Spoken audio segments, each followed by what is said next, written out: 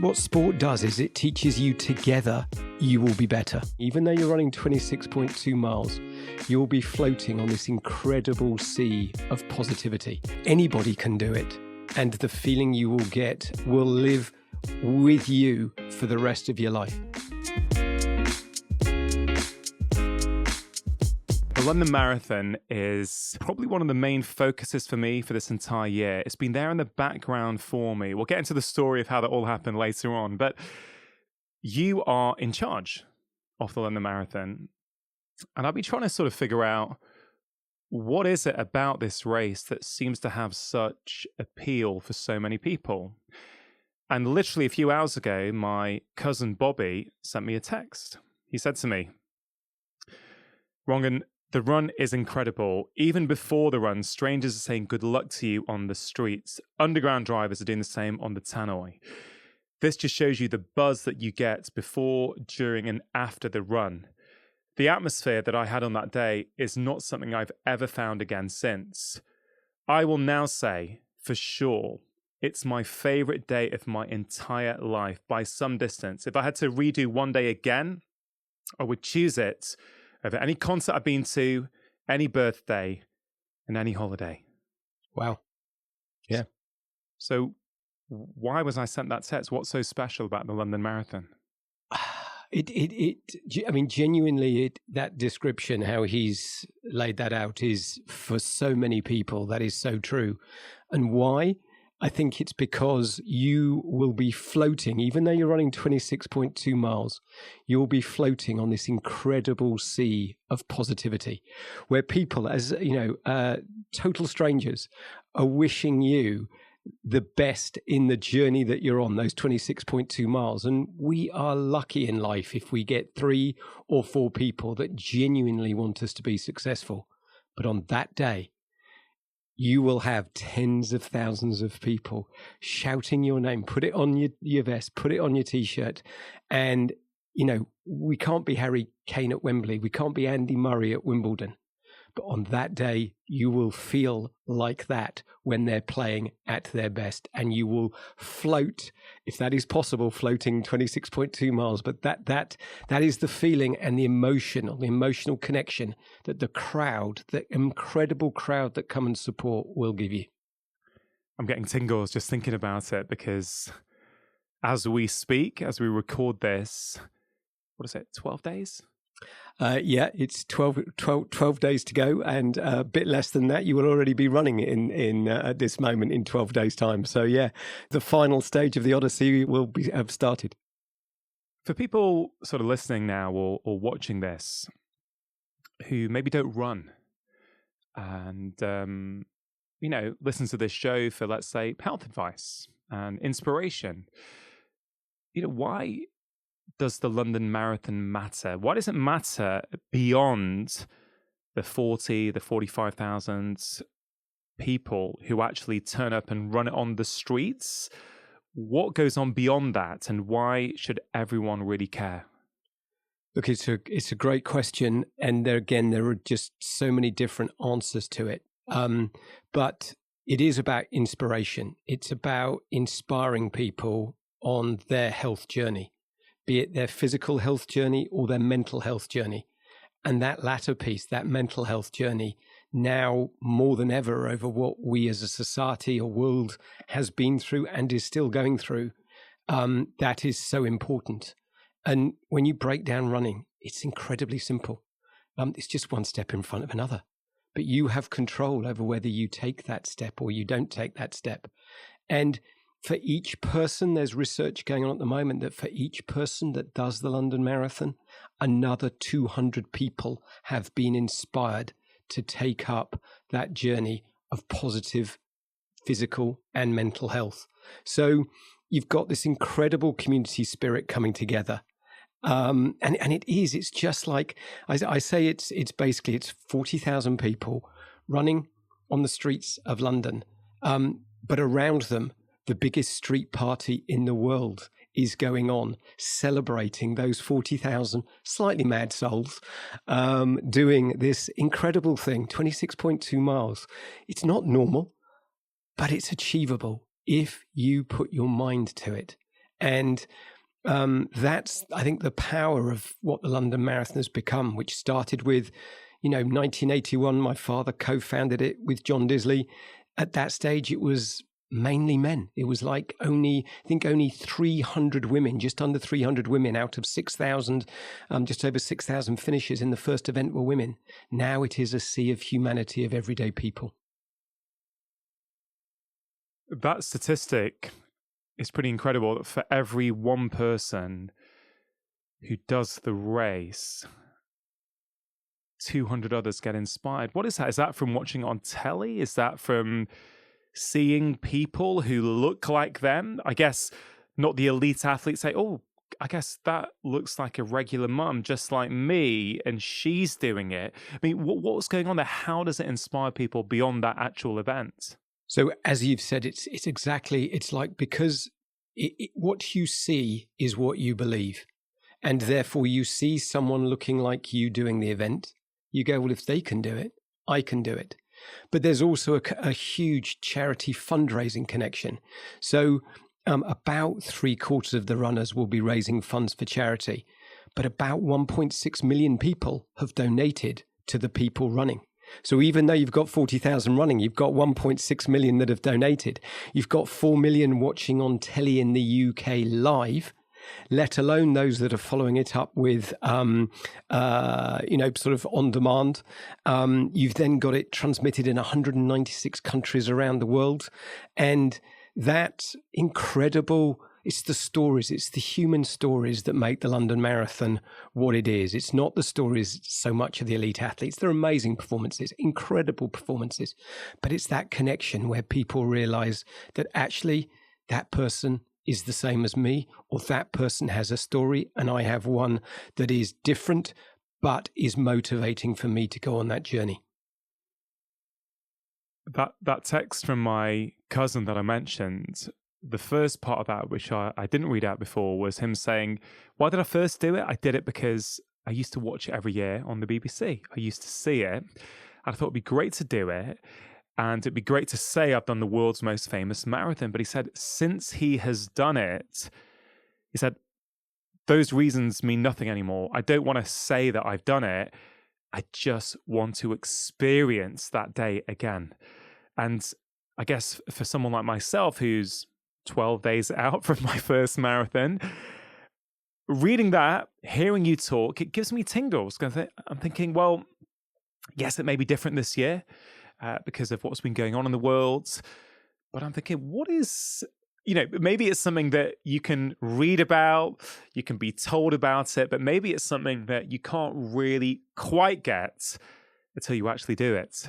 And look, I'm going to love talking to you after the event because it's a feeling that however much I try and describe it, it's almost indescribable. It is just that connection that you have with your fellow runner, with the people supporting you who have been on this journey, and your connection with people that are supporting the fundraising. And I can't promise you that the last 6 miles will feel as you're doing it, the most amazing feeling.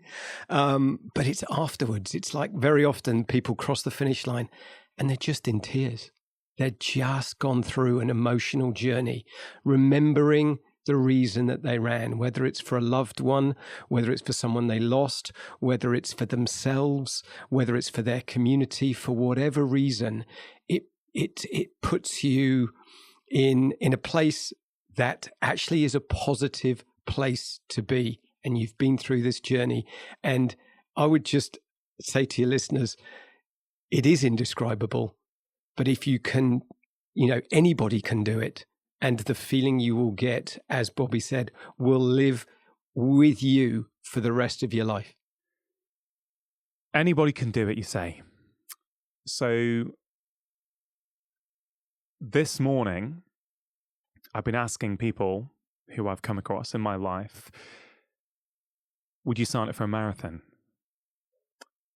Someone close to me said, no way, I don't see the point in pushing my body to that extreme.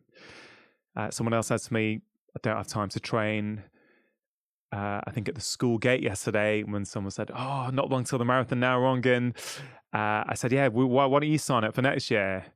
Rather you than me." So why is it that something that in your words anybody can do, so many people think is unattainable and not for them? So I'm going to ask you a question back, because if someone had said to you 2 years ago, before you've gone on the journey that you're going on, was it for you? What would you have said? Yeah, that's a great question, Hugh. So let's rewind 2 years. You know, for some people, a marathon's on their bucket list. I don't think it was for me. Like, I honestly don't think it was for me. And I think that's because, I would do the park run. Yep. Maybe every other week with my son. So that's 5K. That was fine. No real problem. Although, there was a time when I was starting to get hammy discomfort after 2 or 3K. I'd say it's a good point. I probably would have thought, if I'm honest, sounds good, but God knows where I'm going to fit in this sort of time into my already really busy life. And if I do have spare time, I'd probably rather do something different.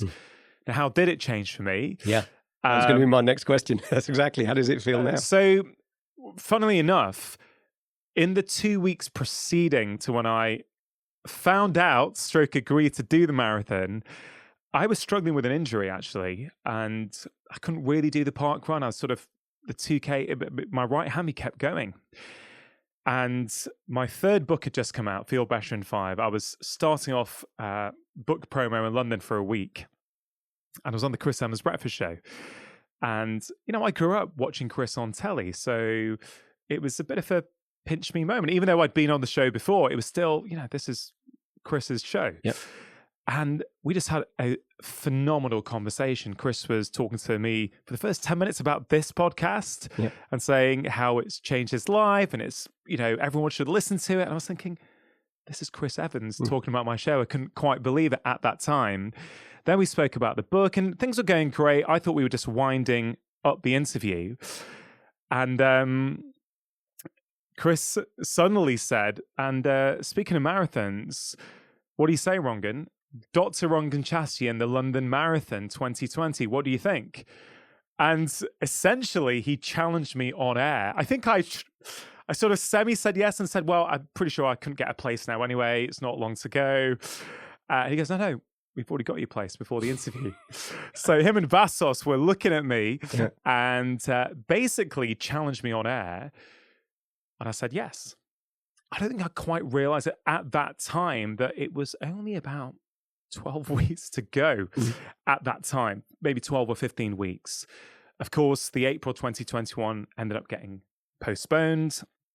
I know you ran a virtual event last year, but the actual in-person event is happening, I guess, almost 18 months, a year and a half after that initial event, which for many reasons for me has worked out quite well. But going back to that initial point, I probably would have said a similar thing or probably thought I can't fit that in. But saying yes has transformed my life, right? Because saying yes has taken me on a journey of self-discovery. I was going to do it in April 2020. Like, yes, it would have been tough, but I've got together with a phenomenal running coach who said, well, you can do it. It's going to be tough, but we can get you round. But since I've had longer and I'll be working with her, my body is moving more efficiently than it's ever moved before. I've learned about my mental obstacles that happen when things get tough.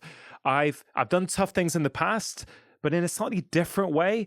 This is sort of showing up other parts of my personality for me. So I actually thought a few months ago, I said to Helen, who's my running coach, I said, Helen, even if this got cancelled, I am running a marathon on Sunday, October the 3rd, 2021. I hope it's in London, but if it ain't, I'm doing it somewhere because I'm ready in my head. It doesn't mean I feel I've done enough training. Let's be really clear. But in my head, I'm like, no, I am completing a marathon in 2021. Yeah. And I mean, just when you say that bit about doesn't mean you're necessarily ready as a first-time runner. I think that's what everybody feels. I think they get there and it's like the process you've gone through, the training.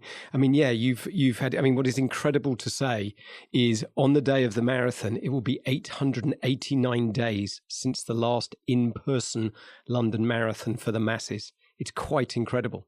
So it's 2.5 years since April 2019 to October 2021, 889 days. I have worked it out because you're looking at me like I've got... Well, I'm just saying, presumably that's the longest gap ever since it started, right? Absolutely. Since the 29th of March, the first year, 29th of March, 1981. And then it moved to April in 1982. So there's never been that gap. And I think... that's that journey you've been on in terms of adapting over that time is a journey that so many people will have shared with you, and the ups and downs, the disappointments that we've had through this journey. And then, that's why I really believe that the 3rd of October, I mean, I don't know whether you watched the Olympics and Tokyo 2020, and the emotion that the athletes, when they came off the track, were showing was profound. It was deep. And even though they were competing without any crowd, I think their relief that they had been able at the end of their 4-year or now 5-year cycle, been able to complete their event. I think that's what this is going to be the People's Olympics on the 3rd of October. And that connection that people have with their own emotions and the journey they've been on, I think it's going to be the most memorable London Marathon ever. And wow, we've had some pretty incredible ones in the past. Well, let's take it back to the start. I believe that the idea for the London Marathon came about when your dad, I think, had a post-run drink in Richmond all the way back in 1978. So tell me about that. What was going on at the time? Yeah, my dad liked the pub. So in our house, it got called the Station. I've no idea why. He was coming back from the station, but actually he was in the pub. And the running club that he belonged to was called Ranelagh Harriers, and their clubhouse was behind the pub. And he was there one evening, and his club mates came back, and they'd just been to New York. And as you say, it was 1978. And they'd been to New York City, and they had run the New York City Marathon. And they were waxing lyrically about it, saying it was the most amazing thing. My father had to go see what it was like. And I have to say, my father thought, well, that's the worst thing I could possibly think of, running 26.2 miles on the road.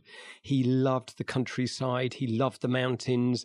He would go out. He might go out for 3 or 4 hours for a walk, but the thought of doing it on a rock hard pavement was the last thing he thought would be a good thing. But he went there, and he wrote movingly in the Observer in 1979 about that he had an epiphany like Saul on the road to Damascus.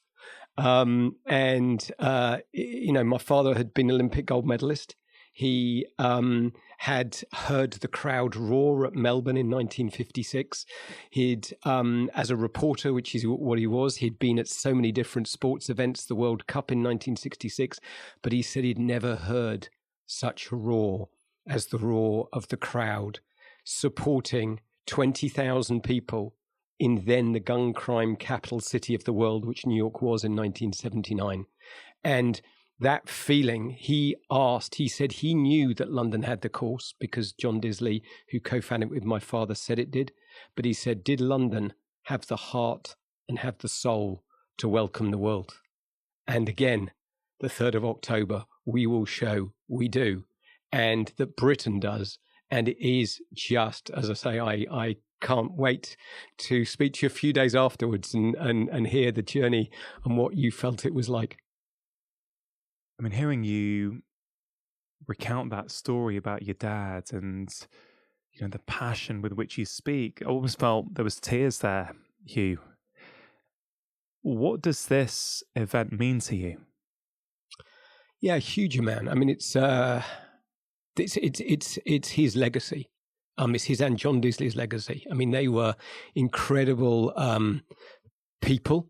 My father was the pacemaker to Sir Roger Bannister, along with Chris Chatterway, and you see a picture of those three people, and they were sort of pantheons of sport, and what they did outside sport was quite incredible. Does it make me emotional? Yes, because the London Marathon has become what I call, and I believe is called, one of the crown jewels of British sport. And if you look at the others, you talk about the FA Cup, you talk about the Grand National, you talk about the boat race, you talk about Wimbledon. Firstly, everyday people can't do that. They're all over 150 years old. The London Marathon is 40 years old. And it's that unique bit where you are starting on the same start line of the gods of the sport. Whether it's the Eliud Kipchoge, whether it is Bridget Kosgei, whether it's David Weir, whether it's Shelley Woods, whether it's Manuela Schall, whoever, these incredible athletes who have been on the same journey as you. And yeah, they might be running an awful lot quicker, but you just don't get that in anything else. And I think how Britain has adopted this, and it will be something like 40% of the watching population will be having the London Marathon on their TVs, which is incredible. That doesn't happen these days with Netflix and Amazon and all these other channels, but people have just adopted it. And it's a real honor to be in the position I'm in, and to be inspiring people to take up running. Whatever age. I mean, I'm passionate about kids taking up sport and just how it brings communities together and people together. On the London Marathon website, your vision, your values, your aims are all there. So it says one of the aims of the London Marathon is to show humanity that on occasions, society can be united. I found that really interesting, particularly if we think about the state of the world today, which is very, very divided, a lot of polarization. This has been going on for years, even before the past 18 months that was going on.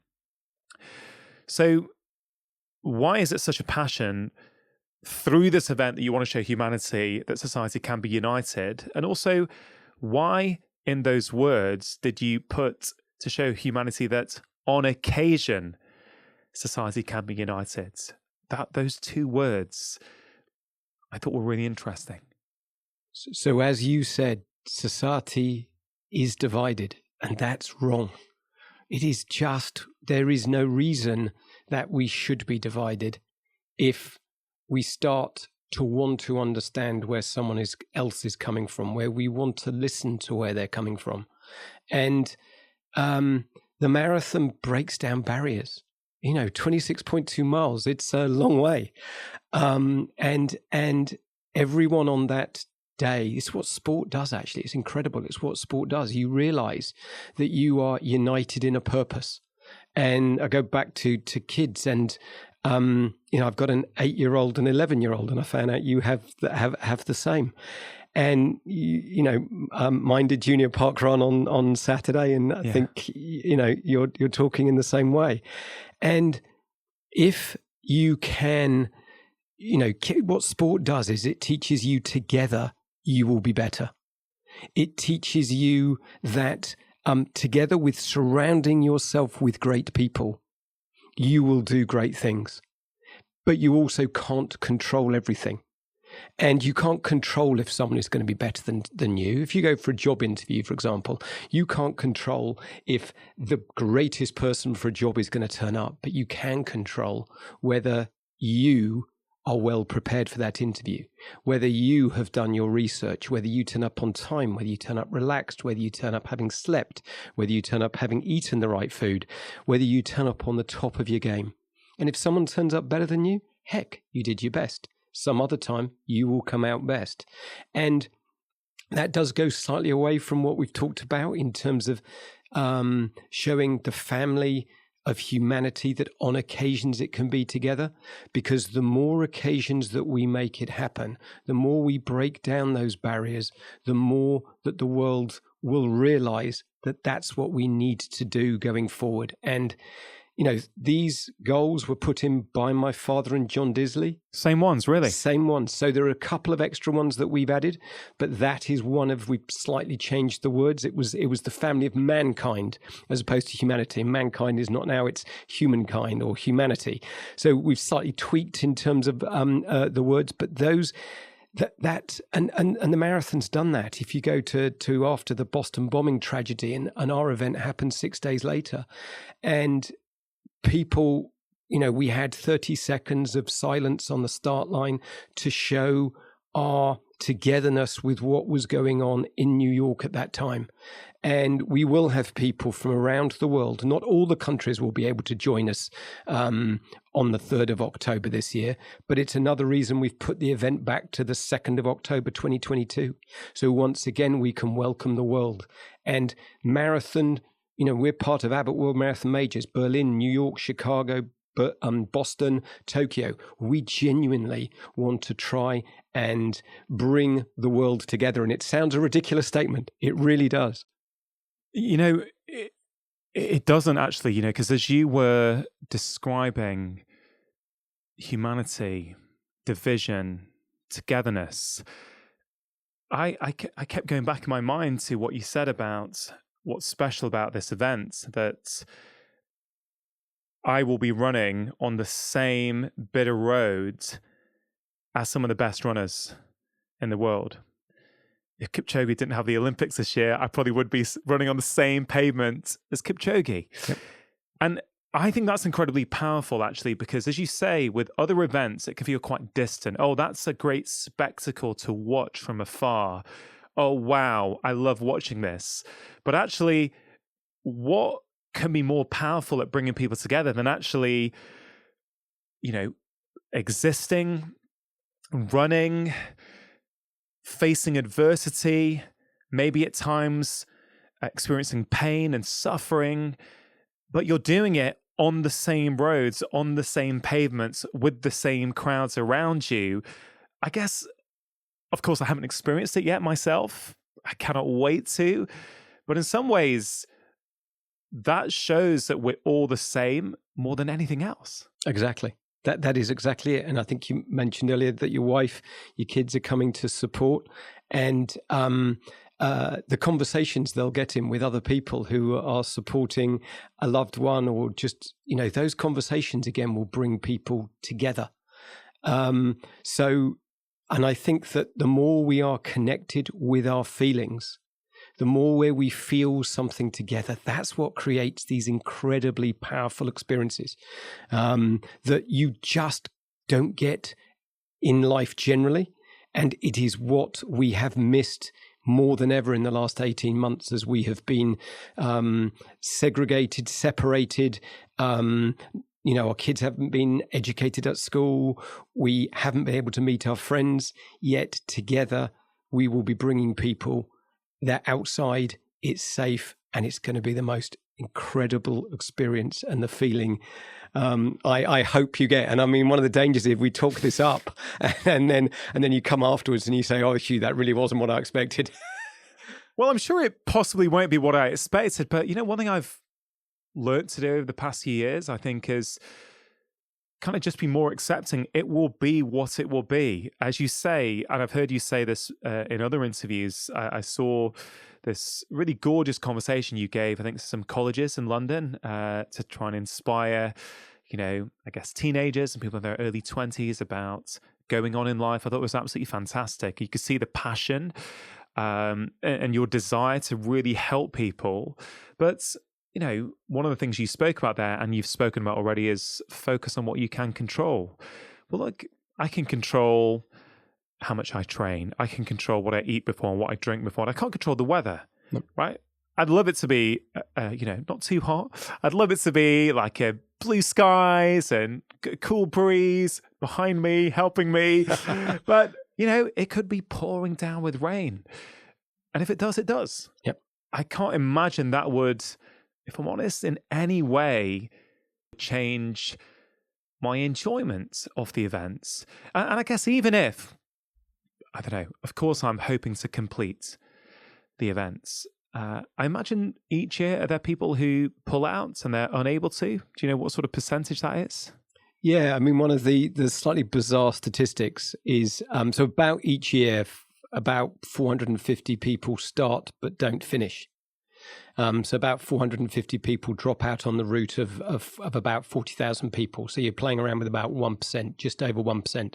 And that sounds reasonable to me because it's hard. Yeah. Although everyone can do it, I actually do believe that everyone can do it. Yep. Actually, something may happen on the day. You might sprain your ankle or an injury might flare up, and you might come to the point where actually, you know what? I could go through, but I'm probably going to knacker my knee if I finish this and then not be able to walk for the rest of the year. So, you know, do you know what sort of people drop out, and do you know sort of for what reasons they often do?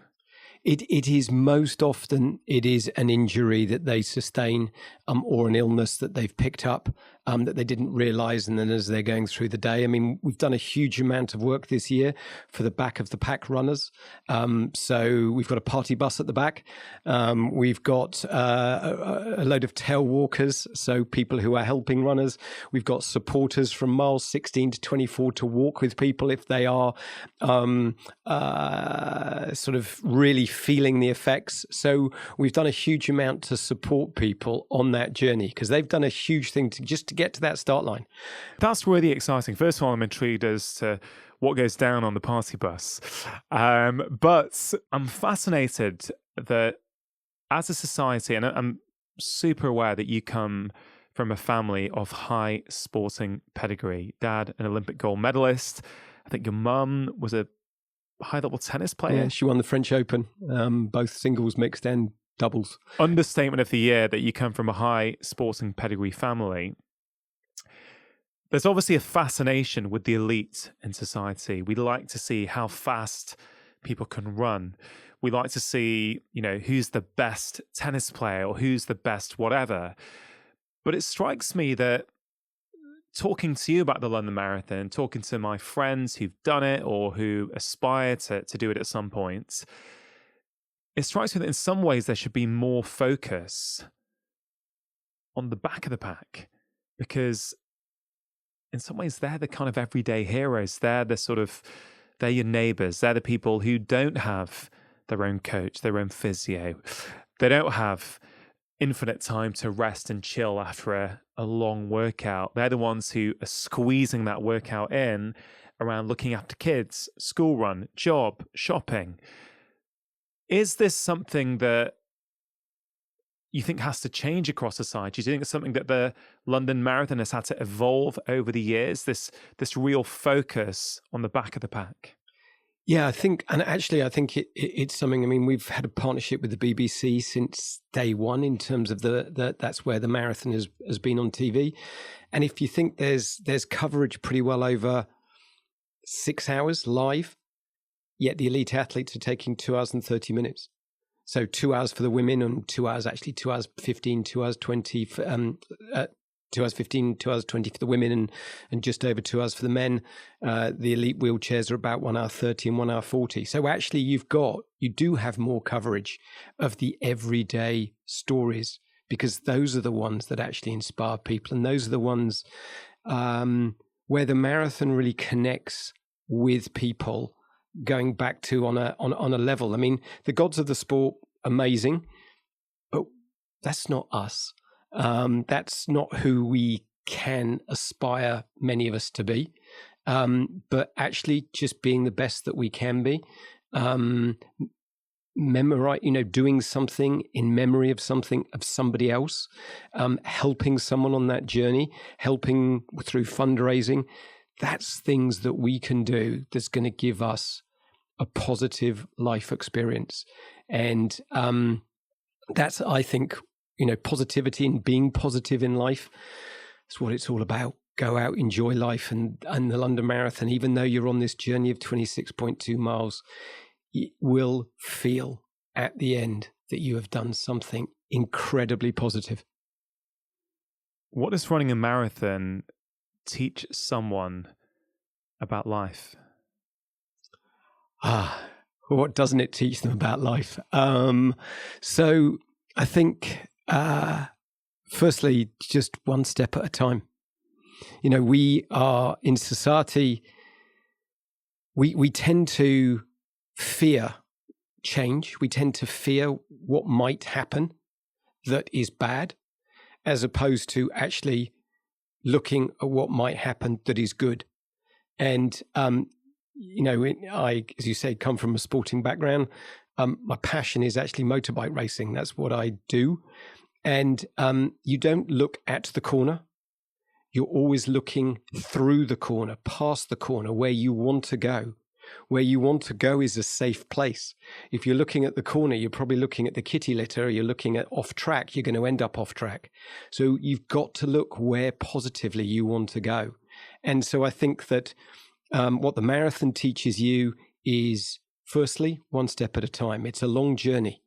And there's a Chinese proverb, and I'm not going to get it right, but just something like the journey of 1,000 miles starts with one step. Yeah.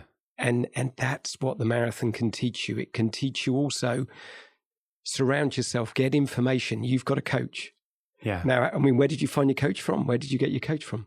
So, look, I'm incredibly lucky. And I want to acknowledge that not everyone has got the resources to have a running coach and the time to put into that. But the honest truth is, what happened is, after I came out of the radio studio and got into the taxi with Gareth, who's here, who's videoing the conversation at the moment, I was like, what have I just done? I've just said yes to do a marathon. I can't run more than 2K at the moment without my hammy going, and it's in April. I was like, whoa, it's in April. That's not long to go at all. So I got on, I had work to do, so I had to put it out of my mind, get on with the job. And then I thought, okay, how am I going to do this? I've said I'm going to do it. I would like to do it. And I called up a chap called Gary Ward, who's been on the show before. Gary is the guy who I really put down to someone who helped me pretty much get rid of my back pain. I had 10 years of chronic back pain in my 20s. I was trying everything, physios, doctors, basically all kinds of treatments. Things would help for a bit, but I would never get to the root cause of the problem. And I knew, people say, oh, Rangan, you're tall. It's just the way it is. I thought, I just do not believe that just by being tall means I have to put up with debilitating back pain for the rest of my life. And I've always been very inquisitive and curious. And I found this guy, Gary, who was incredible. I went on one of his courses. I think was the first doctor to study his methods. And in a nutshell, he said, Rangan, your right foot is not working properly. If we can get that, moving more efficiently, I think that will help your back. And literally 5 minutes of foot exercises a day, and my back was like 70, 80% better. Yep. So what's that got to do with the marathon story? I phoned up Gary. I said, listen, mate, you got to help me. I am meant to be doing this in a few weeks. He said, all right, come and see me. Well, let's see what we can do. Went to see Gary, and he said, he left me a voice message a few days after, and he said, Rangan, I know, especially over the past few years since you've been on telly and with the podcast, you have got an incredible black book of people to call. But I'm telling you, speak to Helen Hall. She's unbelievable. So I went down to see Helen with Gary. And that was last January 2020. Helen is one of the most incredible human beings I've ever met. Not only is she got a way of looking at the entire human body that's just incredible. And I've seen a lot of great coaches in my life. She is definitely in the top drawer of anyone I've come across. Wow. She's getting my body moving more efficiently. And as I said, the marathon for me has been a journey because I've been seeing her and talking to her regularly. She's now become one of my closest friends. And together, she's helped me. There's many things she's taught me, if I'm honest. One of the things that she's really helped me see is that your training has to fit around your life. And for me, and I really want to sort of get this message out there to people where possible, that, and I wonder what your thoughts are on this, because the marathon's a long way. So most people would think it requires a huge amount of training, a lot of time out. I have to find this time from somewhere. A lot of people are still training even when they're already knackered. And I actually think there's another way, because when I say I haven't trained as much as I would have liked to, it's been a busy year for a variety of reasons. Things have come up in work. My mum, who's, she turned 81 a couple of weeks ago. She's not really well. She's been falling a lot. My brother and I help care for her. And Helen's helped me realize that, Rangan, look, you can only train as much as you can train. You can't fabricate time out of thin air. And she's helping me realize that you can actually train for a marathon and also be kind to yourself. And I'm not sure that's the common narrative. I think the common narrative is you have to punish yourself. Even if you're exhausted, you have to still get those trainers on and go and push yourself. I totally agree with you. In a simple phrase, in a simple answer, you do not need to punish yourself. And actually, that's not a positive thing to do. So you need to start recognizing when you're tired and adapt your training. Or not go training, and then do it the next day. On the journey that people, the hardest bit, that you got the first step, but if you've not run before, it's those first 6 or 7 weeks. That's the hardest bit. Yeah. Once you've got through those first 6 or 7 weeks, you're actually getting endorphins. You're getting a natural high from the fact that you're running, and you're going to want to do it. And actually, sometimes it can become compulsive, and you've got to try and dampen that down. Do it because it feels good. Going back to my father in 1981, he used to write an article in The Observer. There was the Brasher way and there was the Hanscom way. And the Hanscom way was like run miles and miles and miles. And my dad's way was much more go into the mountains, have a bit of fun, do it sort of more infrequently, do it with a pint of beer. And they'd have different people following on which way was better. And in the end, it's about the individual. It's about what works for you. I think that's the key point. What works for you? So this journey of self-discovery for me was really trying to figure out, why am I actually doing this? Am I doing it because I said yes? I don't think I am. I think the old Rangan, the younger, the less secure Rangan of 5-10 years ago would have definitely done it because I said yes. And I remember when I posted about it on social media that day or the day after, we posted the video of Chris asking me. And a lot of my followers said, Rangan, don't do it just because I said yes. You should talk to your wife. It's going to be a huge amount of training, a lot of time out of your family, all this kind of stuff. And it was amazing to see their concern. But it hasn't really been like that. Like,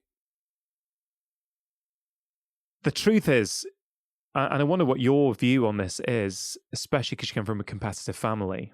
Well, I assume a competitive family from the achievements of your mum and dad's. I think my identity used to come from external achievements. So, if I did this, it would help support my self-worth. It would make me feel artificially good. Mm-hmm. So in the past, if I said yes, I was going to, come hell or high water, I would have done that event and completed it, even if it broke me. Right. But the Rangan of 2021, I would like to think is very different. If I honestly thought that doing that event would break me or give me a knee injury, I would have pulled out. I would have said, hey, you know what? I said yes, but you know what? Genuinely, I can't fit it into my life. Because I've had longer, I've realized, and Helen has been hugely influential on me throughout this journey, that you don't have to beat yourself up. She said, very much similar to you, she says, what humans are good at is putting one foot after the other. Humans can always keep going. It's what we do best. And whenever I struggle, I always think about it. And she says, Rangan, if the distance is long enough, you will come out of your funk. Walk. You may not feel good. Just walk for a bit and you will come out the other side. So instead of thinking, I'm done now, just walk and you'll probably find you feel different. So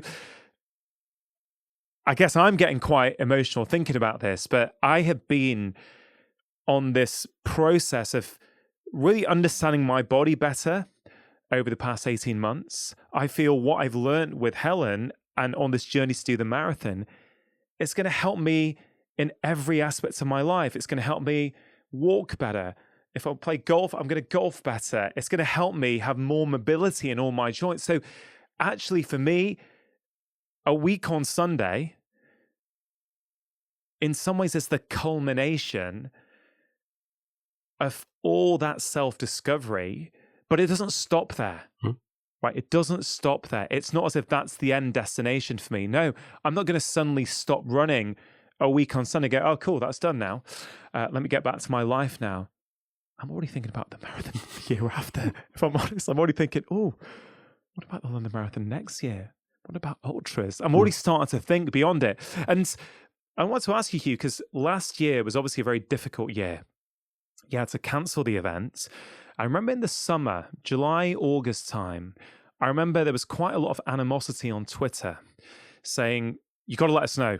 We got to know, am I to keep training? Do I stop? What was that like for you and your team when you were getting that animosity? Because I imagine behind the scenes, it was very, very hard to know, could you put this event on?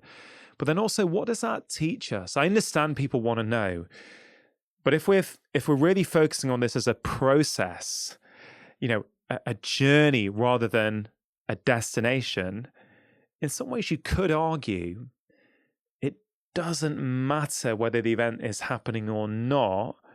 Do you know what I'm getting at? Of course it matters. But do some of us get too entrapped in thinking of course it's a great event, but I don't think it's just about the event. It's what it teaches you along the way and beyond. And look, you've said a lot of pretty profound things there. And, how did it feel when we were getting the criticism? Just tell us what's going on. It felt difficult. But we had knowledge that we were trying to do the right thing and that we were doing the right thing, that we were working with London authorities. I mean, putting the London Marathon on, it's going through 5 London boroughs plus the city. It's in the royal parks. You've got the BBC, you've got the Mayor's Office, you've got Transport for London. You've got a myriad of different private landowners, be it Canary Wharf, Tower Hotel. You've got so many different people that you are speaking to who help you and who need to be allowing you for that marathon to go on. And so we were trying to give people as much information that we could. And we were dealing with so many different scenarios that we had planned. And yes, it didn't happen. But I agree with you. It's about, you can, as an individual, you can focus on, well, it's just about that one day. And I agree with you, it shouldn't be about that one day. That one day is going to be incredible. But life should never be about one day. Life should be about every day. It should be about the journey. It should be about, one of the things I want to ask you, how do your kids now feel? It's coming up with 12 days to go. What are they saying to you, Dad? What's happening? What are they saying? They're excited. They can't wait. They want to come down. They want to watch. I said, Daddy, will we be able to see you? You're pretty tall. I'm like, okay, kids, I'm tall, but there's going to be a lot of people around. I don't know. They're just really excited. And can I just say that's part of this wider sort of sphere, that what you're doing and what you're doing, talking about it here with, you've already said 650,000 people listening every week.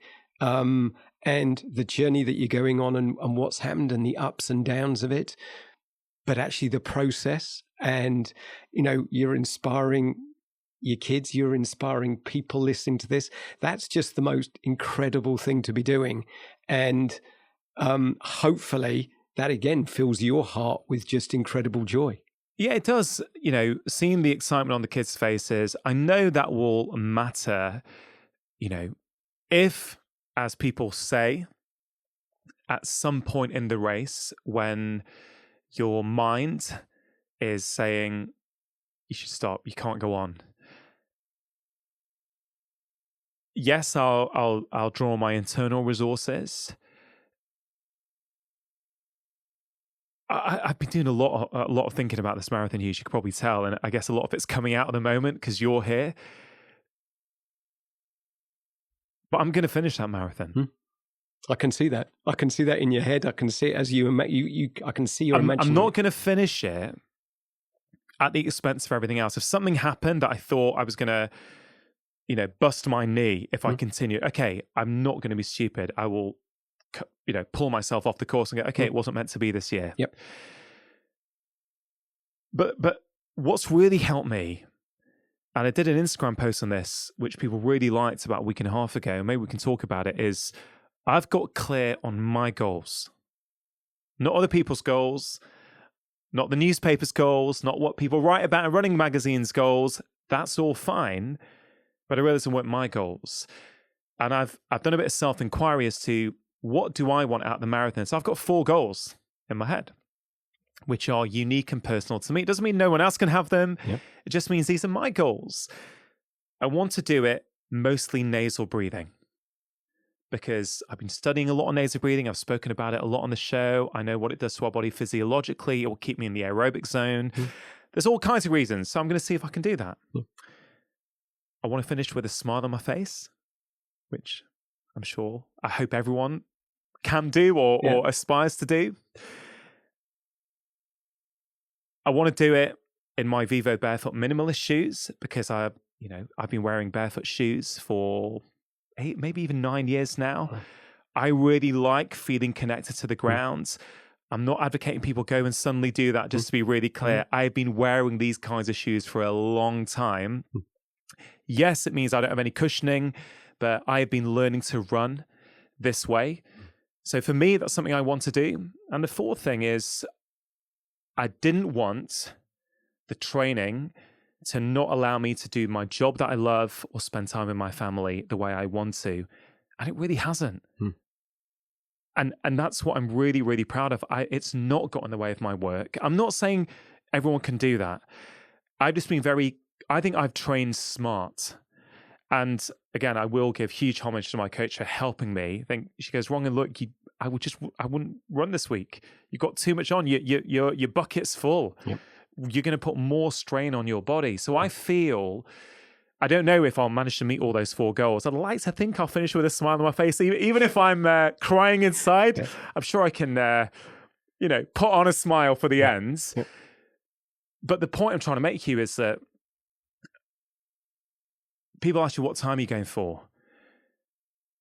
This has been really hard for me because I've always been really competitive and I don't think it came from a good place in the past. If I look at those 4 goals, which one of those 4 have got a time at the end of it? None. So this has been a real struggle with me because part of me wants to look at the time, but part of me is also going wrong. And that's a narrative you've grown up with since you were a kid, that your time matters, that it's important. It says something about who you are. But I come to the realization a few months ago, my wife and my kids do not care one jot if I do that marathon in 2.5 hours or 6.5 hours. They will not love me even 1% less. Yep. It doesn't change my ability to do my job the day after. Yep. And I think why I'm so passionate about getting this message out there, Hugh, is because I really so strongly feel that many of us walk around and we absorb other people's goals and we think they're ours, but they're not. And therefore, we're trying to live up to something that's not ours. You can't compare yourself to Eliud Kipchoge. He's one of the most talented athletes probably ever to walk the earth, but he's a professional athlete. He can run. He can get coaching. He can rest when he needs to rest, right? And I feel, what do you think about a focus on times? Because I'm not saying it's always wrong, because for some people it's a great motivational tool for them. But when you look at that time, let's say 4 hours, 4:30, 5 hours, it doesn't tell you anything else about that person's life. Was that person running a marathon in 5 hours and they were single and they were in really good health and they had nothing else to do apart from work and train? Or were they a single mum working 2 jobs, also caring for a relative, and actually just getting on that start line was one of the most incredible things they've ever done. It doesn't tell that story. And that's why I'm so keen to try and get this message out that you can do it, but do it your way. And look, I think that's just such a great life lesson, which is we do absorb so much pressure from external and have to live up to, you talked about my father and my mother. Do I have to live up to that? Or people, what their friends have said that they should do or what somebody else did? No, I mean, that's the great thing about the marathon being such a leveler. And, just have that inner strength, have that belief in yourself. And that, you can, as your coach has said, finish it. And by the way, anyone can have a coach by joining a running club. Oh. So in reality, that accessibility might not be as good as your coach, but they absolutely can do that. So they can go on the internet, they can research stuff. So I'm not criticizing people for trying to run a time. I'm just going, there's enough pressure on society, full stop for us at the moment. Just ridiculous amounts at the moment. So it's one of the reasons in terms of the virtual event that we did in 2020 and the fact that it is incredible. There'll be 40,000 people on the road from Greenwich to Westminster, but there'll be another 40,000 doing the 26.2 miles in their community, doing the virtual event their way in 23 hours. They've got 23 hours, 59 minutes and 59 seconds to do it in.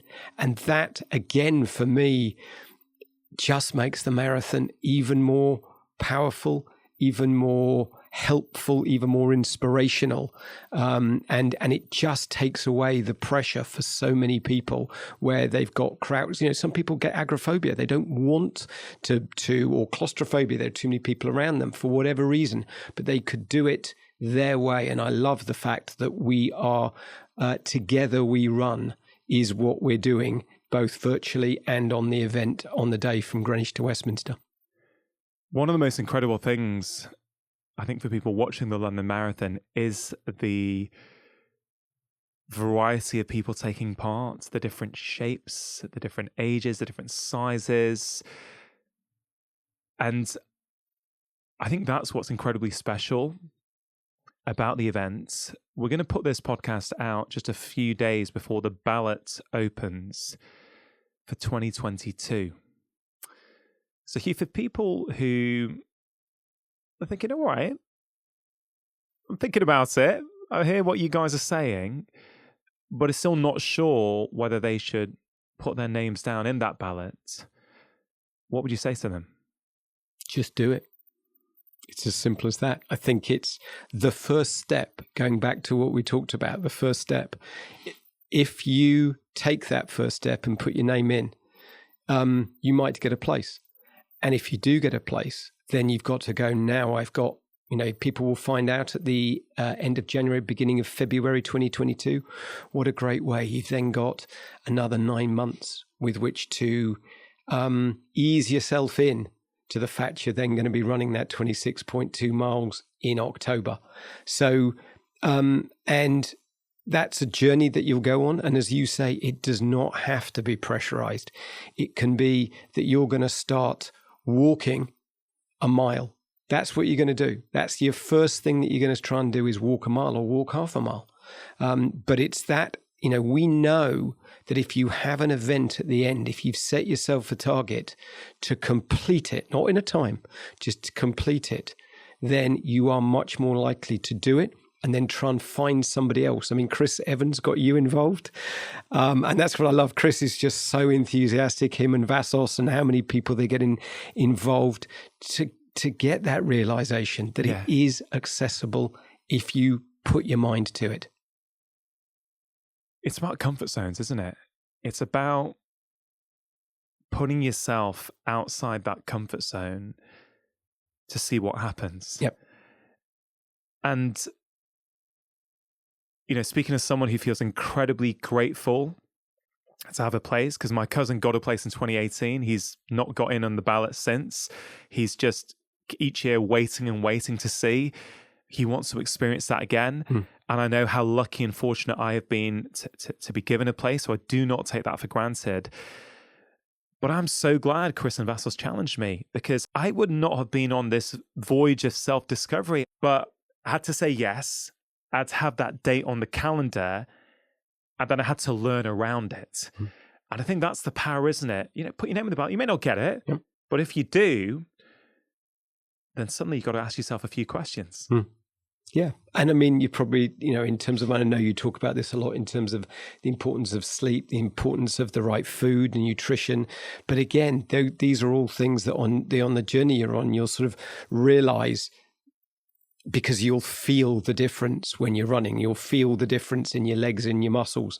And it is then just about looking after yourself holistically. And you will end up in a much healthier place, I believe, at the end of that journey. You have something called the Spirit of London Marathon Awards. And I'm interested as to what they are, and what are some of your most memorable stories from the marathon? Yeah, I think, we've talked a lot about the feeling of running that 26.2 miles, and the spirit of the London Marathon is about people that have really shown that feeling, have done something that has connected with the world, with Britain. It really is, it's just incredible, just some of those stories where people have, their story has blown up. So an example would be, in 2017, I think it was, the Duke and the Duchess of Cambridge and Prince Harry talked about, the marathon became the mental health marathon. It was, they took 12 people with mental health issues, and they were followed on a TV program on this journey that they went on. And there was one particular woman who, her story was just quite incredible. She had lost her baby aged 1, and 5 days later, her husband had then committed suicide. And she unbelievably felt she wasn't worthy of anyone's love. She didn't feel connected to the world. And the journey that she went on in terms of building up her confidence through running that 26.2 miles, the story that got told was quite incredible. And that is Rhiannon Burke. That story that was shown on TV, and the spirit that she showed the true spirit of the London Marathon. I feel incredibly proud that the London Marathon was the end vehicle for that campaign of the Duke and Duchess of Cambridge and Prince Harry about mental health, something that we as a society didn't talk about.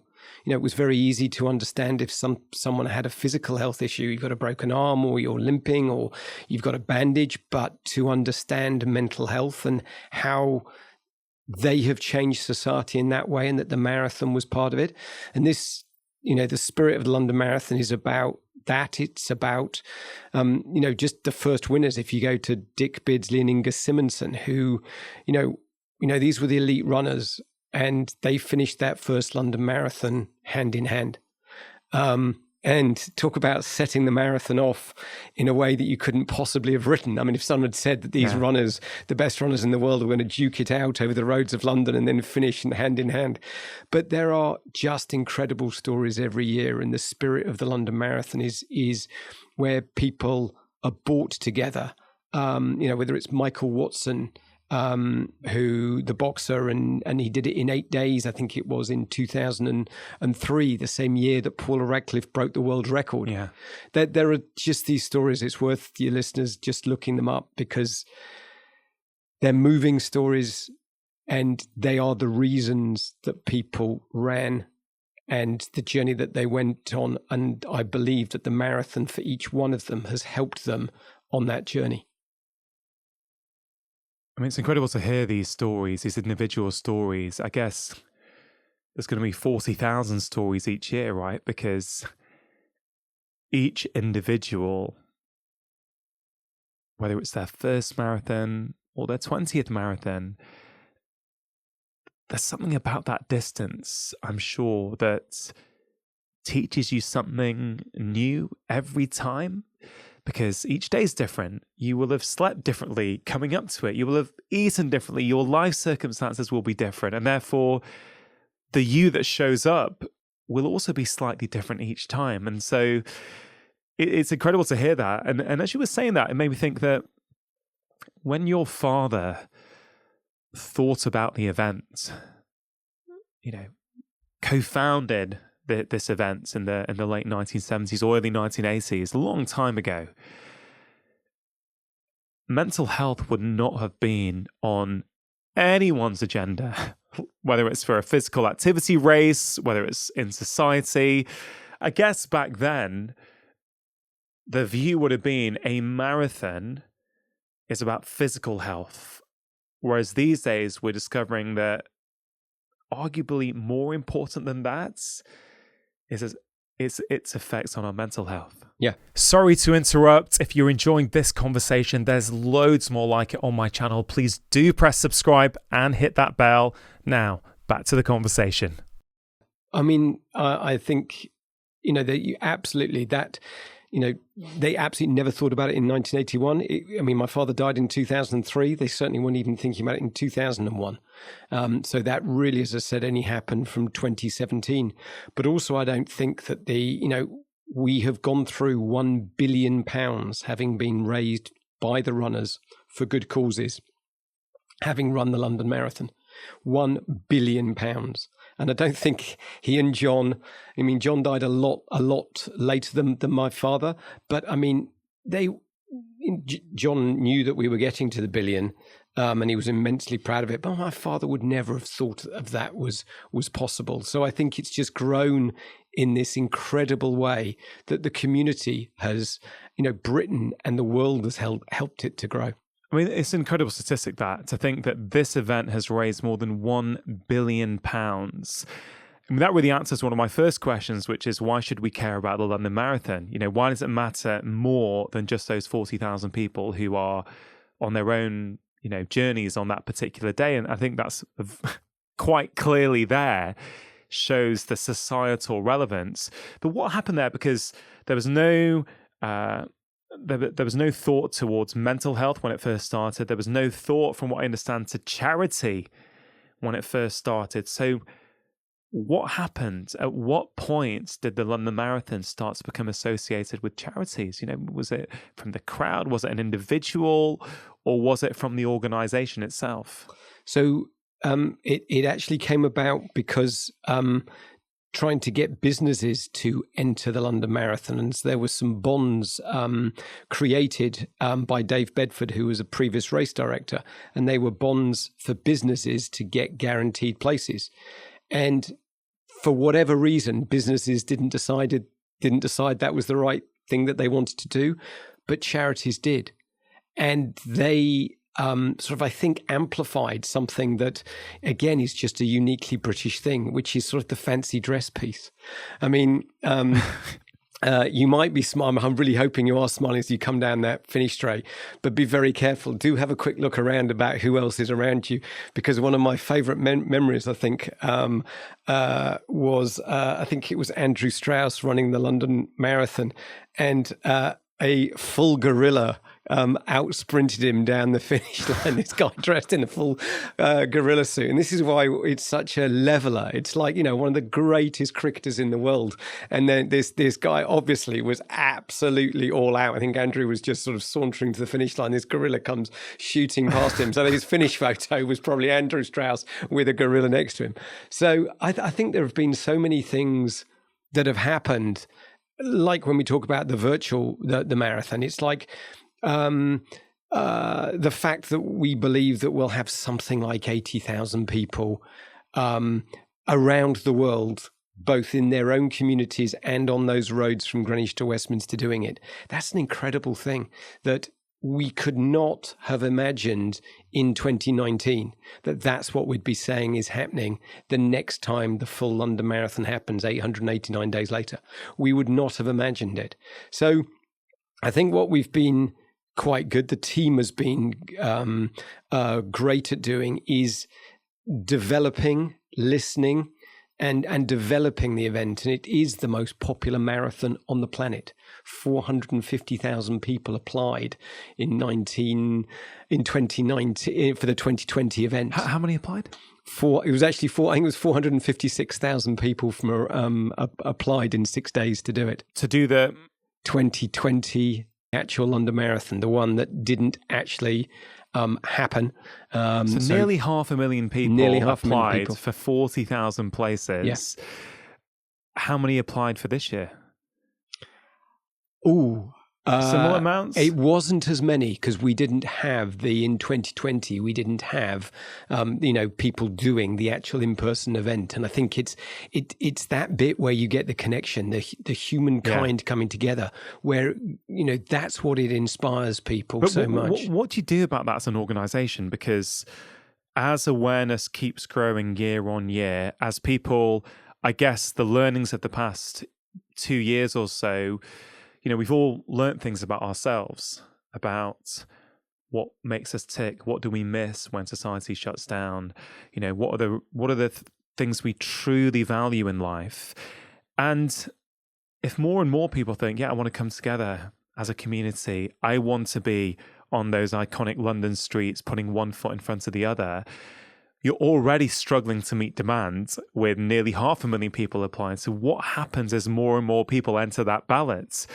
There's going to be more and more disappointed people. And look, it is it's both a great position to be in, but a difficult position to be in. And I think, we do say there are other marathons other than London. And there are some great other ones in the UK in terms of the Manchester Marathon, the Brighton Marathon, Edinburgh Marathon. And it isn't just about marathons. It is just about, you've talked about Park Run. Yeah. And Paul... Well, I see a lot of similar... As you talk about the marathon, you talk about, the back of, the back of the pack, the bus there, the tail walkers. I've heard you talk about volunteers before, which we'll maybe get onto next. I'm hearing a lot of similarities to Parkrun. I mean, yes, I don't know whether you've had Paul Sinton-Hewitt and interviewed him, who founded Parkrun. I'm not had Paul yet. I've had Nick, the CEO of Parkrun, Nick Pearson. Yeah, excellent. Which was great. Yeah. So, and still, I remember one of the most impactful things he said to me on that podcast was Parkrun is a social intervention masquerading as a running event. Yep. Or something to that effect. Yep. And that has stayed with me. Yep. And, I'm proud of the journey. I was a director of Parkrun in its early stages. Right. And before you took the job in the marathon? Yes. Before I took the job at the marathon. I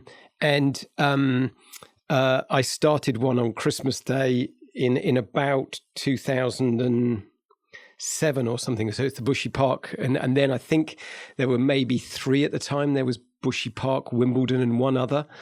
And I do remember saying that this will be seen as even more important than the London Marathon. And that's a pretty bold statement to make, especially in the position that I'm in. But it is that community. It is the fact that they are going on every day in communities around now the world. What Paul has done, what Nick is doing, what Tom Williams is doing, what that team is doing, is quite incredible. To get people on that journey, those first footsteps. And it is, it's like you talk about the back of the pack. When we had our back of the pack issue, which is we let down the runners at the back. And those are the runners that we're actually trying. Those are the people who are participating that we're trying to inspire. The people that this is not normal to do 26.2 miles. So how can we genuinely create an amazing atmosphere for them? And that's what we're hoping to do with the party bus, with the tail walkers. But yeah, Parkrun is quite incredible. And I just think that we link together in a lovely way. Yeah, I agree. I mean, it's for me, it's not about which is the most impactful. I think they're both doing incredible things in their own way. Parkrun has been transformative in my own family life. It's something we've certainly used to, at least, collectively do at the weekends together. I know as a doctor, I've got many patients whose lives have been transformed by parkrun, not only those who want to run it. I've got many case studies that I think about in my head now of people who I encouraged to go and volunteer. Yeah. And the volunteering was transformative for their mental health. Yeah. How important are volunteers to, I guess, all sporting events, but in particular, the marathon? Yeah, I mean, quite simply, they couldn't happen without volunteers. We will have about 4,500 volunteers. Wow. Around the route. And again, people come back year on year. It is quite incredible because, as you say, the benefit that you can get, how you're helping other people, the benefit you get just by giving your time and your positivity to helping someone just direct them in one place, or helping them on the route, giving them jelly babies. I mean, that's probably one thing that, depending how your nutrition strategy goes on the day, you might well be. I'd always remember one year, and I really hadn't done the training, and I knew it wasn't going to go very well. And basically from the last 6 miles, I was stopping and eating jelly babies, crisps, cheese sandwiches, you name it, anything. I was just shoving in my face because I'd hit the wall. And but yeah, the volunteers are the lifeblood of the event. And as you say, whether it's that happens in London 2012 and the Olympics, our volunteers were just absolutely incredible. And that's what made the Olympics so much, was the volunteers, the crowd. It's these people. It's not, I mean, yeah, you're incredible running on those, one of 40,000, but it's that you're bringing other people together to experience that incredible high. That's what makes it such an amazing day. You get runners who come year on year. I know there's some stories. I think is it 11 people who've done every single one? Last time, in part of my research of this conversation, I was like, 11 people, every single one. That's incredible. Do you get volunteers who keep coming back each year and want to volunteer at every event? Or is it kind of fresh, new blood every year? Or are there some sort of stalwarts who are always there and it's part of who they are? It is actually both. And I mean, one of the big things that we're also trying to do is make the marathon more diverse. Bring more communities into it. You spoke earlier about a single mum who's holding down 2 jobs and who's got a couple of kids, and she's managing to do the marathon. Those are incredible stories, and we need to make more of them. Yeah, I agree. Those are the stories, I think, that for those people who go, oh, rather you than me, mates, why would I do a marathon? I ain't got time for that. I think those are the stories that will inspire more and more people, I guess, from more and more diverse backgrounds as well. I mean, what's that like for the marathon? Do you have a flavour of, obviously London is an incredibly diverse city. Running, I think in the past might have been seen by some, which is quite ironic given if we look at who's dominating, running, whether it's sprinting or long distance running in the world in terms of which countries they come from. But many people, I guess, in the past might have thought of it as more of a white middle class sport, running. Yeah. Is that something that the marathon had to contend with? Is that something you've actively had to go, no, we need to get more diversity? Or is that something you've always managed to attract? So mass participation sports events, you're absolutely right, generally are middle class and more white. And do we need to do something about it? Yes. And that actually is one of the huge things that we're trying to change at the moment. How can you genuinely make a sport that is incredibly accessible in the sense that you can do it from your front door? Most people own a pair of trainers. Most people own a T-shirt. So actually you can go out in a T-shirt, pair of leggings, running shoes, but how can you genuinely, going back to that single parent, if they're looking after the kids, who else is going to look after the kids? How can you really make it something that truly becomes accessible to the whole of society? And we're on a journey at the moment, and we have some great members of the team who are going out into different communities. And this goes across, it's not just running, it is cycling, it is swimming. I mean, we just put on last weekend, we had an event called Swim Serpentine. Linford Christie has just learnt to swim. And there he was. We had Linford Christie, we had Minnie Driver. I mean, you couldn't get two amazing celebrities, but, you know, Minnie was used to swimming. She swims in the Pacific, she was saying, but Linford's just learned. And what, you know, there he was, 1992 Olympic gold medalist, having just learned to swim in the Serpentine. So we need to do that for the London Marathon, and there's a lot of work that we're doing going out into communities to change the circumstances that exist at the moment. It's interesting. You said earlier on something like what you see is so important. That idea that, you know, what you see in front of you sort of in many ways defines what you think is possible. Yes. I know as a parent, it's something I'm very aware of. Yeah. Particularly when I think about my kids and the opportunities they're being exposed to, comparing it to my own upbringing. And then you think about diversity and, you know, yes, my dad was a doctor. So there was a certain privileges afforded through that. But we're an immigrant family to the UK. And if I think about my upbringing, one of the reasons I'm so drawn to nature now is because nature didn't play a part of my childhood. You know, Mum and Dad came from India here to give their family a better life. It was about do well at school. That's how you get ahead. That's how you get a secure job and you can look after your family. There was no talk about getting out in nature to relax and for your mental health. There was no talk of going for a run at the weekend, or, you know, I didn't see my mum and dad go running or putting their running gear on. So it sounds so almost trivial, almost trite saying it like this, but it just didn't really feature for me. So in some ways, you don't feel those events are for you. Yeah. Yep. Because you don't see it around you. Exactly. And if I compare that to my kids, of course, they're seeing us do parkrun. They're going to see Daddy do a marathon. Yep. And so hopefully their idea of what's normal is going to be completely different. So you say your team's working on this. Is it working? Are things changing? Do you know any of these diversity splits at all? Yeah, I do. I do know an awful lot of statistics on it. And London is a most incredible city in terms of diversity, which is 40%. And this is the last census, 2011. The new census for 2021 hasn't come out. London had about a 41% ethnic community diversity in terms of the London Marathon. Where do we sit at the moment? Around about 10%. Now, that's wrong.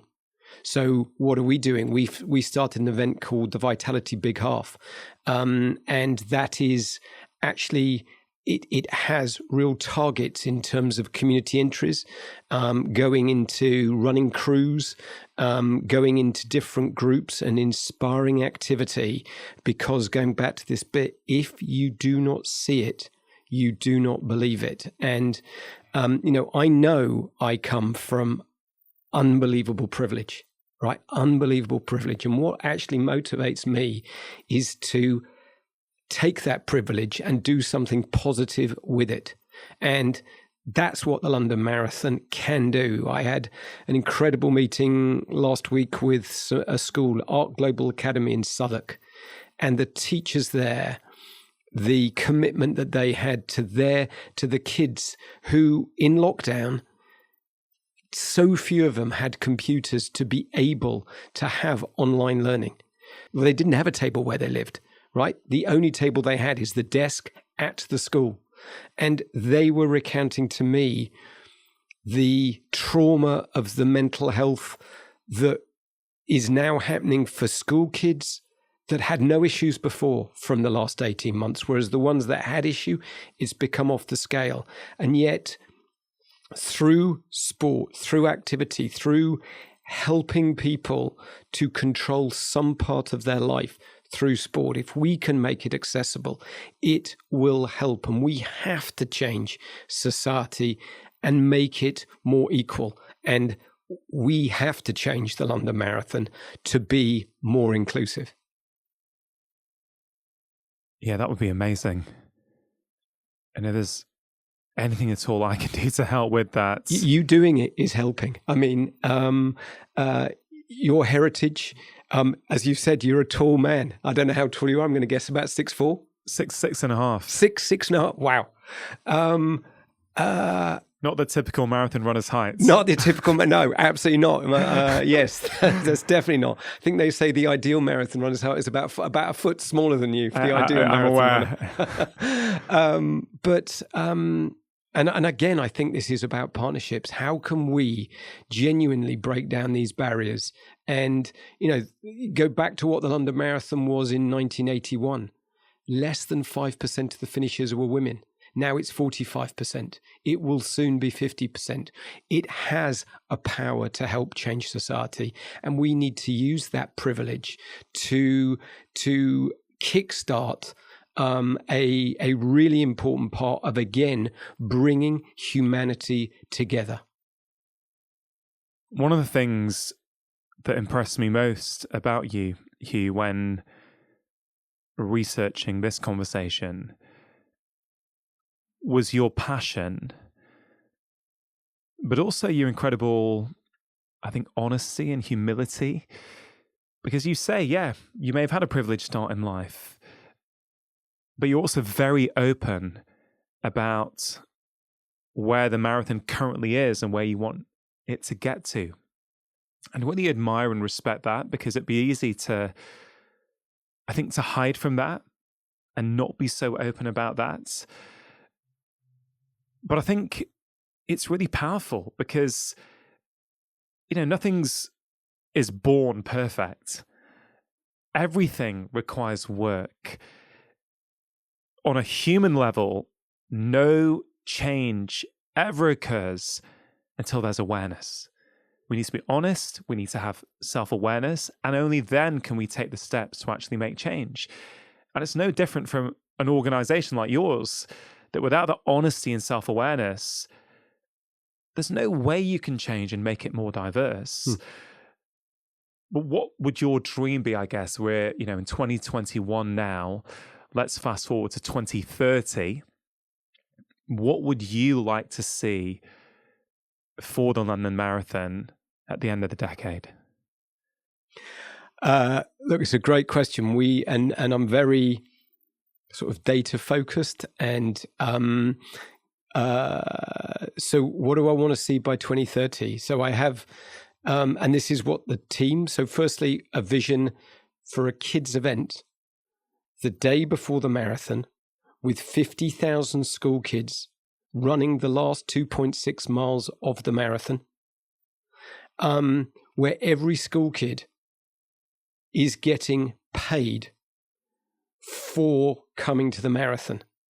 So, and that money is going towards computers or sports equipment for their schools. And that these schools so kids are being rewarded for running that 2.6. They're not having to pay anything. They're actually getting rewarded for doing it. And I want to see that the marathon has helped this happen in cities around Great Britain, and that the London Marathon, we already as a team have an incredible head of schools a guy called Ben Cooper, who is trying to get the Daily Mile in London schools. And I believe we should be getting that happening in every school in Britain, that our kids are having that 15 minutes of exercise every single day. And, you take your kids to park run. I take my kids to park run. But again, that's a privilege that we have and we are able to do. We need to get, there's some terrible statistics. 1 in 10 of our school kids go into primary school obese. 1 in 5 come out obese. So whatever's going on with the education system, whatever is going on with the health of our nation, we are walking into a time bomb of ill health, of bad mental health, of bad physical health.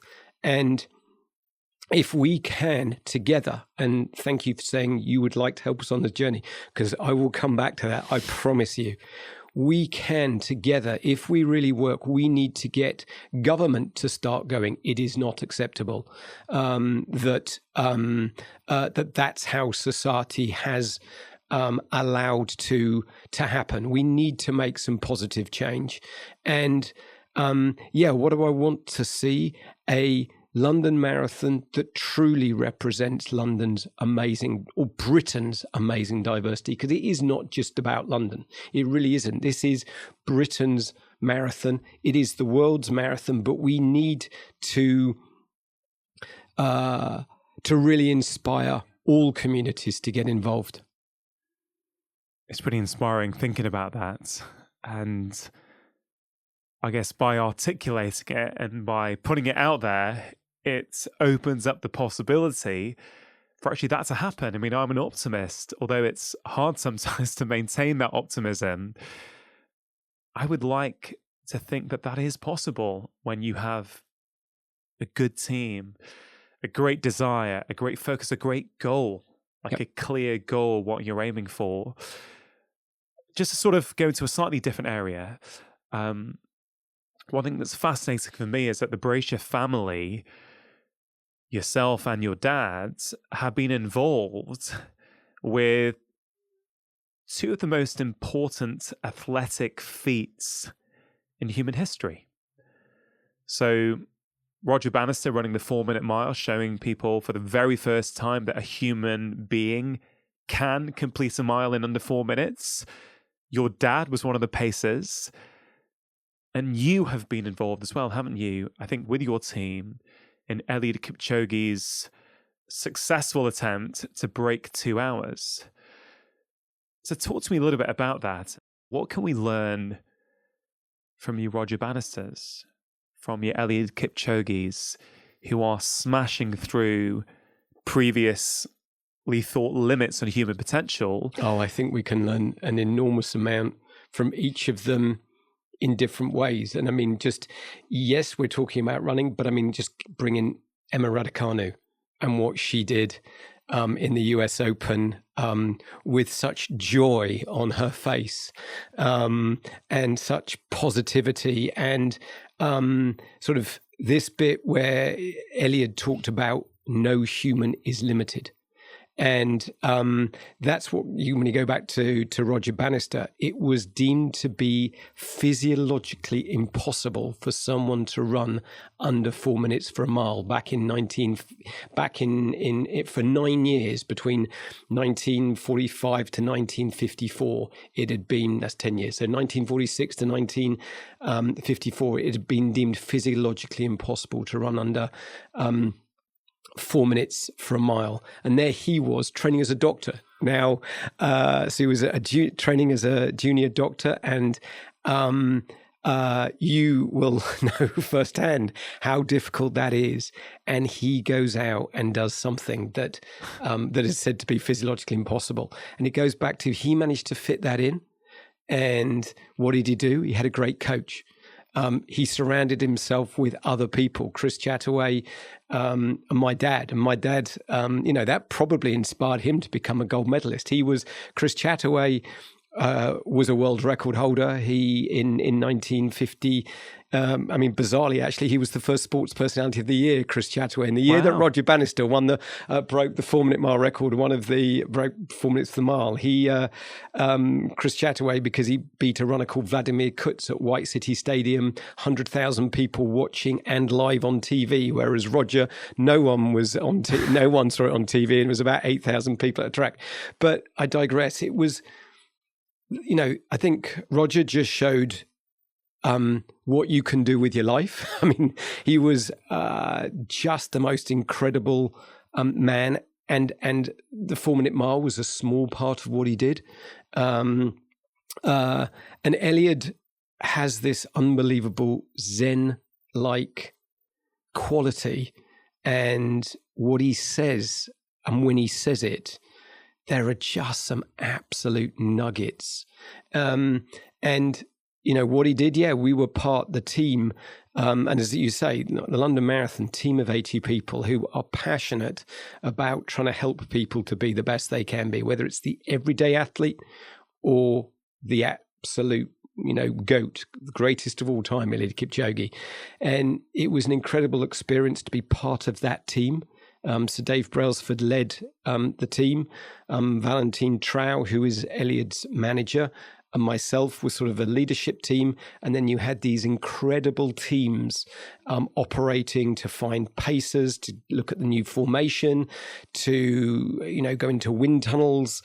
You had Ben Ainsley Racing as part of it, looking at the whole wind. You had our operational team getting the course, resurfacing it in places, changing the banking on a roundabout. I mean, it was just the level of detail that was gone into the nutrition. Every water bottle that Eliud drank out of was discarded, picked up, and then weighed afterwards, so that they knew exactly the amount of liquid that he was taking in his body. If you look very closely, there's a great film out at the moment. If you look very closely, actually, one of the first things they do when he finishes, crosses the line, jumps on a scale because they were weighing him afterwards. The level of detail. No, I saw an early copy of the film. Incredible, isn't it? I think everyone should watch it. Yeah. So it's an honor to be part of that sort of thing. It doesn't come around too often, and I think that whole family connection was lovely for me to just be part of the team that helped Eliud show the world what he said, which was no human is limited. I guess that's the point of the London Marathon, isn't it? You just mentioned it's about helping every single person be the best that they can be. So Eliud Kipchoge breaks 2 hours with this incredible team of help, looking at all the kind of small margins everywhere. Okay, great. That allowed him to be the best that he can be. But that's maybe not relevant for me, or for you, or for the single mum, or for the busy executive, or for the school teacher, for the school cook, the cleaner. Right, their ceiling or their potential is different. Not better, not worse, just different. And that's this overriding message I'm getting through from you, Hugh, which has given me tingles, because I haven't experienced it yet. I'm days away from going on that part of my journey for the first time. I know I'm going to learn about myself. But like you, I believe that everyone has got their own marathon. For some people, their local park run is their version of a marathon, or I guess even their version of a 2-hour marathon. Right? For someone, depending on your physical health, just getting round the 5K park run at your local park, that may be your version of a marathon. But it speaks to this idea that we all have unlimited potential, and we all need help to be the best versions of ourselves.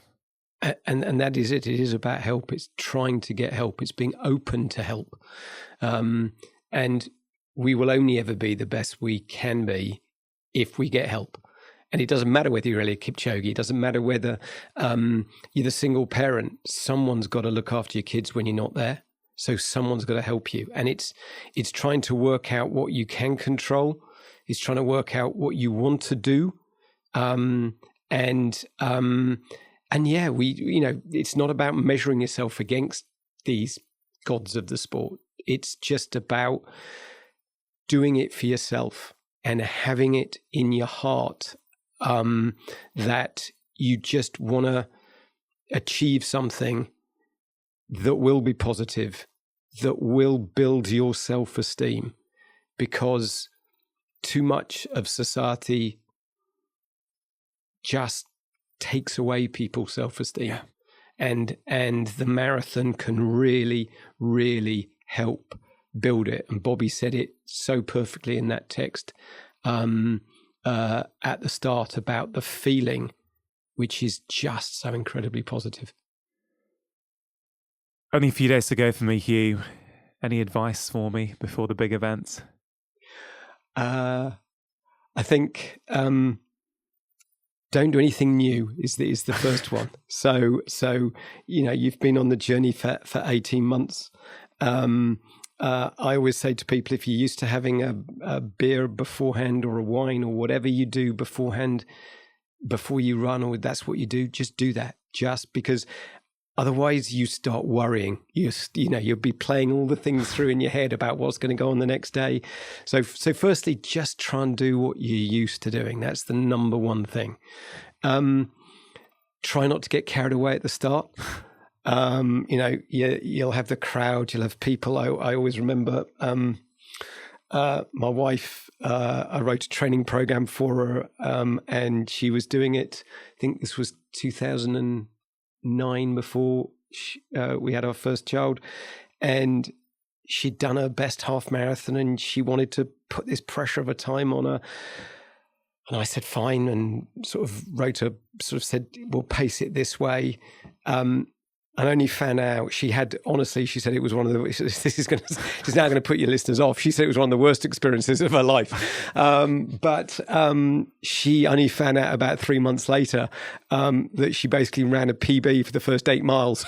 So she just got so carried away by the crowd and what was going on. It's a bit downhill. It's like, so relax. Don't do anything new, and absolutely put your name on your vest, on your T-shirt. You'll want your name changed by the end of it, I promise you, because you'll be sick of hearing it. I have heard that don't go off too fast. Yeah. I've heard, in fact, Helen said to me many times, whether it was a London Marathon or any other event, biggest mistake, you get carried away with the adrenaline, you start going out too fast, and you pay for it later. You do. So thank you for that advice. Yep. Hugh, I've got to say, I really enjoyed this conversation. I really appreciate you making the journey up to the studio. I think what you and your team are doing is absolutely incredible. I'm so delighted that I'm going to join that journey of other fellow London marathoners, whether people who compete or they watch or they give to charity. The podcast is called Feel Better, Live More. When we feel better in ourselves, we get more out of our life. Have you got any final words of wisdom for people listening to the show? Wow. So, I think just trying to have fun in life generally. You feel better when you're smiling. You feel more positive when you're smiling. And enter that ballot. I mean, just it'll open on the 2nd of October, the day before the marathon. Even though if you think you can't, I promise you, you can. And I just want to thank you so much for inviting me here. I think what you're doing in terms of just promoting health and, I love you're trying different things, the nasal breathing, the barefoot running. I know you've got the Vivo shoes on, but you're experimenting with different parts of it and doing it in a natural way. And I think that everyone should just do it for themselves. And then one last thing I just want to say, because you made a commitment on air with Chris Evans that got you here. You said you would help us in increasing the diversity of the London Marathon. And Rangan, I would just so like you to help us to do that. So that's me. Hopefully, if this part of the podcast goes out, we will be on that journey together. And I'd just love to hear your story afterwards and see how it felt for you. But thank you so much for inviting me here. My pleasure, for sure. I'd love to do everything I can help to improve the pickup and the diversity. And I have no doubt this will not be the last time we speak on the podcast together. But I guess for now, I'll see you on the start line. You will. Thank you. If that conversation resonated with you, here is another incredibly powerful one that I really think you're going to enjoy. Give it a click and let me know what you think. And click here to download my super practical free breathing guides. Instead of looking at running for performance, running for miles, running for body shape, looking at running as a way to get into our innermost self.